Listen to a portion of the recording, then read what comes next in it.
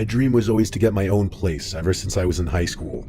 I really couldn't wait to move out because I hated my dad growing up and my mom wasn't much better. We would always buck heads and my dad would always be drunk on the weekends, and honestly it was just a mess. As I got older and girls obviously became a factor, it became even more of a problem because there was no way I'd bring any girls back to that household. So because of all of this, I took the first chance I could get and moved out when I was 19 in college. I didn't go away to school. I went to a commuter college not far from home. My parents wouldn't pay for me to go away to school. So I was on Zillow, Facebook, and Craigslist every day for a while, and when I finally found a rental that looked promising and affordable, I went to see it right away. The layout is pretty important, so I'll describe it now. As I walked in, I was welcomed with the living room / dining room area, which was one open space. Then there was the kitchen adjacent to that, which was separated by a wall. Then, to get to the single bedroom in the apartment, you went down the hallway, which also had 2 closets. One which I used as a pantry and one as a storage closet, and then the door to the bathroom. At the end of the hall was the bedroom. The bedroom was generously sized. It fit a queen-sized bed easily. It had 2 more closets, and I fit a couple of dressers and a TV in there easily. I was sold immediately, especially because it was budget-friendly.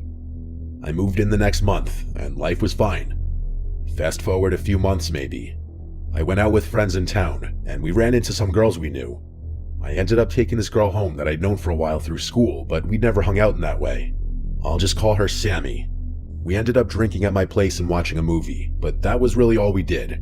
She didn't want to take it further than that on our first time hanging out, and I respected that. We ended up in the bedroom finishing the movie that we started in the living room, and I think we both just passed out from being drunk somewhere through the movie. The next thing that happened was I woke up to footsteps outside in the hallway. It was still the middle of the night. I looked to my side, and I was alone in the bed.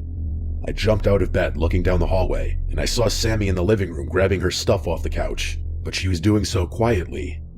She was trying to leave now to avoid the awkwardness in the morning, and I understood that. So I didn't say anything and went back to bed quietly. I heard her eventually walk out the front door. For good measure, I called out, "Sammy?" to no response, and that confirmed she was gone. I got comfortable in bed relatively quickly and drifted back off to sleep. It was probably another hour that passed when I woke to something loud. I immediately shot up in my bed and my heart started pounding relatively quickly. I called out, "Sammy?" again. There was no response. I was honestly kind of scared to get up and check, so I picked up my phone and texted Sammy's number asking if she was still in my house. I realized that was a little weird to do, but I was actually scared in that moment. I looked at the door, which was still open because I was too lazy to get up and shut it after Sammy left. I was definitely still a little drunk from the shots we were taking in the living room, but I felt like I saw something wrapped around the door frame. My breathing only intensified. I still can't believe I had the balls to do this, but I swiped down on my iPhone to reveal the control panel thing, and I pressed the flashlight button, and with the phone still pointed at the door frame, I realized there were 2 hands wrapped around the door frame. But as if responding immediately to being revealed, whoever's hands they were tightened and then pulled back out of sight, and the scream I was holding in for those 3 seconds finally came out. Mixed with simply screams of dread, I also screamed, get out," over and over. By the time I finally got up, I looked down the hallway, and it looked empty. I flipped on the light immediately. After a few minutes of calming my breathing and just trying to listen for sounds, I built up the courage to check the hallway closets and bathroom, and they were clear. I then moved to the main living area, and trust me, there weren't any places to hide in there. I held my phone as if it were a gun as I crept to the nearest light switch and turned it on. I felt instantly better when the living space was lit up, but there was still the kitchen.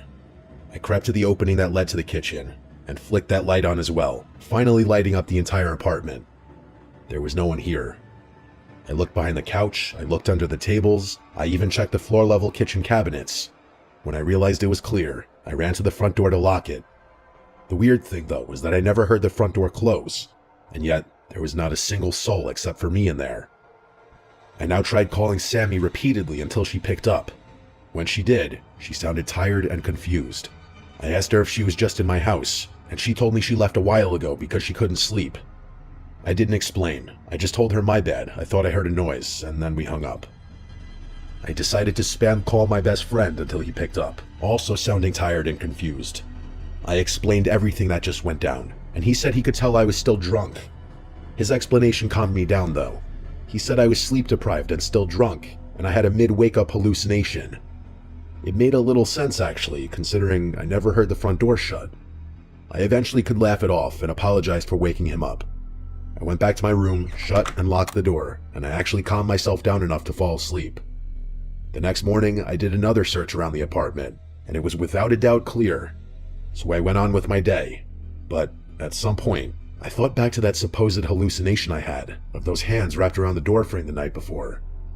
I walked to my room and examined the doorframe, and I think my heart stopped for a moment when I saw obvious fingerprints left in the exact positions the hands I saw in the doorframe had been. I felt dizzy, coming to the realization that it wasn't a hallucination. I took this picture of it, which I still have in my iCloud years later. I resorted to calling my dad for advice, and he more or less called me a buffoon for not locking the door, but as long as nothing was stolen and no one was there anymore, take it as a valuable learning lesson. Honestly, nothing my dad said on that phone call was untrue. That's what sucks. I don't know who the hell came into my apartment that night, and I don't know why they chose to do the literal creepiest thing they could have possibly done. But after my year-long lease was up, I moved on and upgraded apartments and never looked back.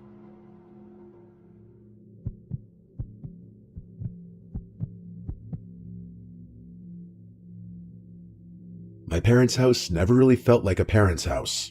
Not in the normal way, at least. My dad traveled for work constantly, and my mom was always out with friends or staying over my aunt's house, or doing something else where she'd come home late or not at all. I know that sounds kinda messed up, but it was just the reality.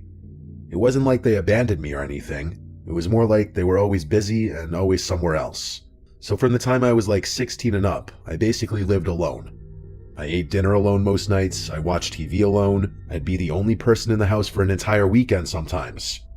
I'm an only child, and I think that's because my parents realized after having me how much they valued their own freedom. So in that regard, I did suffer, which is something I feel more now as an adult. When I was younger, I used to love it because it felt like freedom having such a big place to myself. I could do whatever I wanted without my parents breathing down my neck, and I didn't have to share it with siblings. I could bring friends over and play games late, I could talk to girls on the phone without being embarrassed. It felt like having my own home without paying for it. And even when I turned 19 and started going to a nearby college, nothing changed. If anything, it got even more like that. My mom and dad were gone or out more, and I was basically just holding it down at home. I knew every noise that house made too. That part matters because it wasn't one of those houses where every creak freaked you out. It was an older but larger house, and it had its usual sounds. I always just said the damn place had character. So this happened on a night where I knew for a fact I was going to be alone. My dad was out of town for work, and my mom had been talking all week about how she was staying at my aunt's because they were having some big family thing the next day, and she didn't want to drive back late. I remember her telling me, "It's just you tonight," and I honestly didn't even care. That was normal. I told her that she didn't even have to tell me that. I made food, I watched TV, I did the usual. At around 11, I went upstairs to my room and started watching YouTube videos in bed. Something I do some nights for hours. My room was at the end of the hallway upstairs.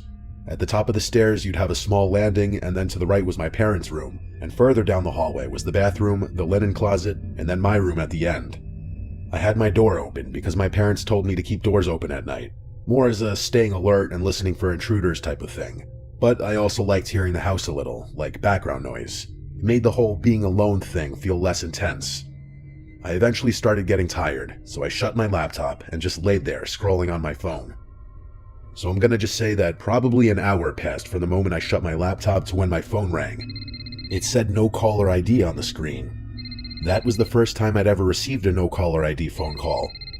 I stared at it for a second. To be receiving that late at night was sketchy as hell. I ignored it, but it rang again right after, still saying no caller ID. That's what made me answer. I figured if it was someone important, they would call twice. Plus, it's just a phone call. Worst case scenario, I hang up. So I picked up, and at first, there was no noise. I got nervous that it was one of those scam calls that calls to see if a number is active to add it to some call center database. But then I started hearing something faint, and it took my brain a second to process what it even was. It sounded like a TV playing in the background, and what was weird was that I could also faintly hear my own TV downstairs through the door, because earlier I guess I left it on in the living room. I didn't have it on loud, just on low volume as background noise. so hearing TV audio on the phone instantly made my stomach tighten. I said hello a second time, to once again no response, just the TV sound, like whoever was on the other end wasn't even trying to speak. It was just there. Then I realized something that made me sit up in bed instantly. The TV noise I was hearing through the phone wasn't random. It matched my TV downstairs, like perfectly. It wasn't delayed, it was the exact same audio at the exact same moments, like it was synced. That's when I got this cold feeling down my spine, because there's only one way that makes sense. That would mean whoever was on the phone could hear my TV in real time, as in, they were inside my house downstairs. I tried to force a normal explanation, like it was a friend standing outside one of my windows downstairs trying to trick me, or maybe the call was somehow glitching and picking up on my microphone audio. That can happen, but the more I listened, the more I realized that didn't make sense. It sounded like someone was calling me while standing somewhere in my living room. I got up and walked to my bedroom door and listened. And oh yeah, I was 1,000,000% sure now that the audio on the phone was syncing to the TV. In hindsight, this was dumb, but I screamed out, "Who's down there?" because in the back of my mind, I thought for sure I knew it was a friend or family member pulling something. And then, the line went dead. They hung up. By this point, my mouth went completely dry. I couldn't even call the number back because it was an anonymous call. I walked out into the hallway towards the stairs, and I looked down. I still heard the TV on in the living room. And then, a creak. It sounded like the wood floor cracking from the pressure of a person, but if that didn't confirm things, the moment I heard someone clearing their throat downstairs, that's when everything instantly became 10 times more real. I could no longer lean on the glitching phone theory, even though deep down I already knew that was BS anyway. I went to my room and quietly closed and locked the door. What if my dad was testing me, seeing how I'd react in a home intrusion situation, or maybe my Uncle T? So I called my dad, but he didn't pick up. He may have already been asleep. It was like 11:30, so I called again and again, but no luck. I tried my luck with Uncle T, and he picked up on the second ring. I could tell he was in bed. He asked why I was calling, and I prefaced the phone call telling him this might sound crazy, and then dropped the bomb and asked if he was downstairs. I remember vividly his exact response and tone as he said, "Steve, what the hell are you talking about?" When I elaborated, he told me that's definitely something his brother would do, his brother aka my dad. While we were on the phone, my phone started vibrating. I looked at the screen, and it was the no caller ID on the screen again. I begged my Uncle T to stay on the line real quick. I was putting him on hold as I picked up. He said okay, so I picked up the other call. As I said hello, there was the same silence. This time, I didn't hear the TV sounds on the other end. What did that mean? It seemed they had the phone on speaker, because I could hear their footsteps. They were moving, and the footsteps were matching the footsteps I suddenly started hearing outside of my bedroom. I prayed with all my heart this was my dad messing with me. Then, my doorknob jiggled, and whoever was on the other side tried pushing the door. Thank God it was an old, heavy door with an old, heavy lock. The sound still synced with what I was hearing on the phone. Whoever was on the other side of the door knocked. I had the sudden thought to merge the two calls, and when I did, I yelled into the phone for my Uncle T, saying, "It's not my dad, get here now." I also yelled that whoever was in the house was also on the phone with us. My uncle seemed to wake up from this, and he started yelling into the phone things like, "I'm coming, you cocksucker." The no-caller ID caller hung up the phone, and I heard footsteps move away from the door. This all but confirmed it was in fact not my dad. My uncle told me to stay in the bedroom, he was on his way. I wasn't a little kid, but I wasn't some big brolic man either. I was some skinny 19-year-old. My uncle knew I was in danger. He started heading over to the house. We lived in the same town at the time, but that 7 minutes he took to get to the house was the longest 5 years I'd ever experienced. I heard the familiar voice of my uncle screaming downstairs finally, so I rushed out of the room and downstairs. Having him there made everything feel better. We called the cops together while searching around the house for stolen items. The TV in the living room was still on. Before the cops got to the house, we found the kitchen window to be fully open enough for someone to crawl through. That info was of course relayed to the police, who, when they got there, did what I imagined to be a standard police search of the premises, asking us to lead them around the house, but from behind them. We cleared the whole house, and whoever was in there initially was no longer there. After the cops were done, they asked to see the no-caller ID calls in my recent calls. I showed them, and one of the officers told us that even though it says no caller ID, sometimes they can still request records and trace it from where it came. They said it could take a few days, but they'd get back to us. My uncle stayed over that night, which made me feel safer. We kept every light on like little kids. A few days later, one of the officers called me back surprisingly. The number was traced back to someone I actually knew. It was an old acquaintance from high school. Not a friend or enemy, but someone who had my number and address and such. I hadn't seen him in years. The cops asked if I wanted to come with them while they questioned him, so my uncle and I went since he was there on the scene with me originally. When the guy's dad answered the door and saw the police, he instantly called his son down without question, and I could see it in his son's face that he was nervous. The officer and I asked him straight up if he made those calls. He immediately said no. Then he said his phone had been stolen a few days ago. He claimed he lost it at a party and never got it back. The cop asked why he didn't report it stolen. He just shrugged it off and said he was going to get a new one anyway. The cop told him they'd follow up if needed, and that was basically it. His dad just stood there the whole time watching, but he weirdly didn't say anything. There was no big gotcha moment or arrest or anything. That night, I couldn't stop thinking about it. The nervous look on his face when he came to the door. Was it a look of guilt, or a natural look anyone would have when being greeted with police on your front doorstep? If it really was a stolen phone, that means someone stole his phone specifically to call me and break into my parents' house. And that's without a doubt scarier than if it was him.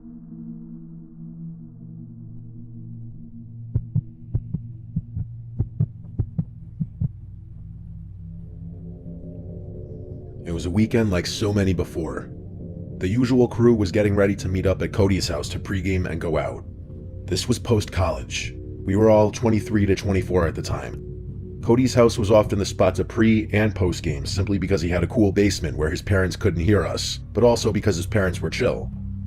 It was just the four of us going out to some local bars tonight: Cody, Randy, Jake, and I. When all four of us were there, we decided on who was calling the Uber, and once we did, we were out of there. Fast forward a few hours at a bunch of dive bars and then a dance bar, and eventually Cody and I decided to go home. We were tired. Randy and Jake were staying out later. Cody called the Uber back, I think, and he offered me the pull-out couch in the basement when we got to his place. He came downstairs with me to help me set it up, and while down there, we played a game of Madden. Honestly, I've always sucked at Madden, so he destroyed me and I didn't want to play again. I was tired and just wanted to sleep the alcohol off before I made the inevitable hangover even worse. Cody went upstairs and shut the door, and I was left alone in the darkness. The only thing that kept that basement from being complete and total blackness were the lights from the cable box clock under the TV, the actual standby light of the TV itself, and a slight green glow from a Heineken mini fridge on the other side of the basement. That mini fridge would also provide some weirdly relaxing white noise that would help me fall asleep. So things faded to black as I knocked out like a baby. A drunk baby. I woke up and it was still dark. I didn't know what time it was, but I knew it was still late at night, or super early, whatever you want to call 3 or 4 a.m. My mouth was so cotton-mouthed dry I could actually barely move my mouth. I stupidly didn't think to bring down a bottle or a glass of water before going to sleep. After drinking all that alcohol, it was no wonder I woke up. I just really didn't want to get up though. It's a very familiar and relatable conflicting feeling that anyone who's woken up hungover and thirsty has felt. I tried to ignore it at first. I rolled over to get a look at the Heineken fridge to see if anything was in there, but it was just alcohol. And then, for whatever reason, my eyes darted to the other corner of the room. I felt like my eyes were playing tricks on me at first, but I could swear I was looking at a black mass in the corner of the room. A black mass that I didn't remember seeing there ever before. I tried to wait for my eyes to adjust better to the dark, expecting the black mass to be some coat on a coat rack or something. But the longer I stared, the more I realized it was moving. It was a person. The amount of restraint I had to not scream was insane. I didn't think it was Cody just based on the sheer height of the mass alone. Without panicking, I had to figure out how to get out of there. After a tense couple of minutes, I sat up and fake yawned as if I was stretching, pretending I didn't notice that person in the corner. I then started fake talking to myself, like muttering complaints about not bringing water down here.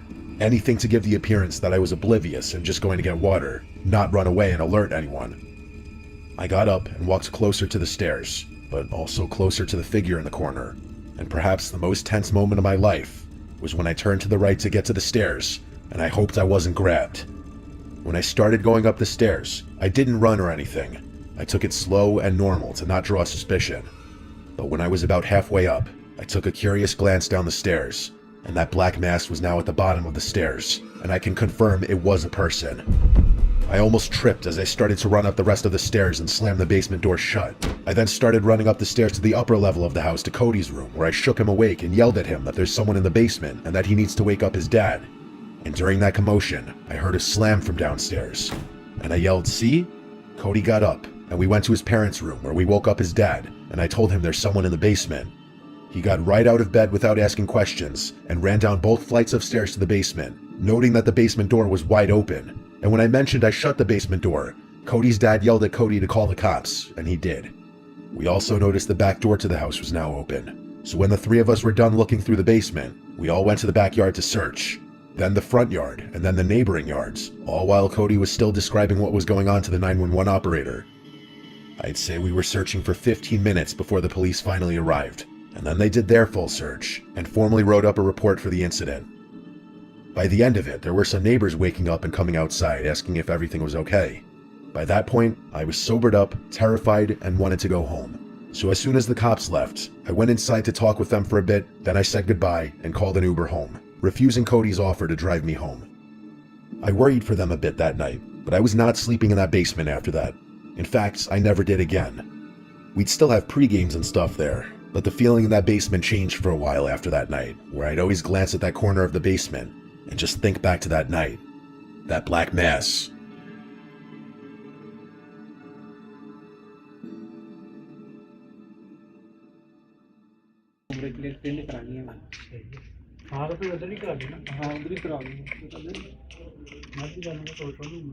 हमारे साथ में निकल जाए हम लोग असल में पता है कि अभी 4-5 दिन बाद निकल जाएंगे हम लोग नहीं वो कोई नहीं करते चलेंगे बस में हमसे खामोश रहो हम लोग आखिरी दिनों में फिर रश बढ़ता चला जाएगा अभी रश कम होगा इसीलिए हम लोग जो है ना हर मैं इसलिए उम्रा जल्दी रोज़ों से मुकम्मल हो जाएगा लेकिन जल्दी ज़्यादा खामोश रहो मेरा तो दिल था उसको ले जाओ वेट बेगम को हाँ वेट हाँ मुदीर Let's go. Please recall me. Please recall me. Let's go. Okay, Fall back. भाई रिकॉल कर दे यार पीछे चला गया भाई रिकॉल कर दे नाले फाइट यार Fall back. Okay.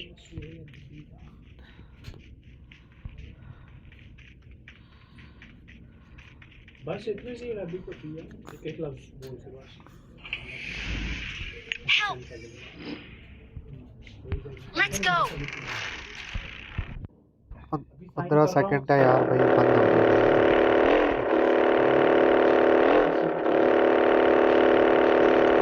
5 मिनट है बंद हो जाएगा छोड़ दे बंद हो जाएगा रहने दे Awesome. Fall back.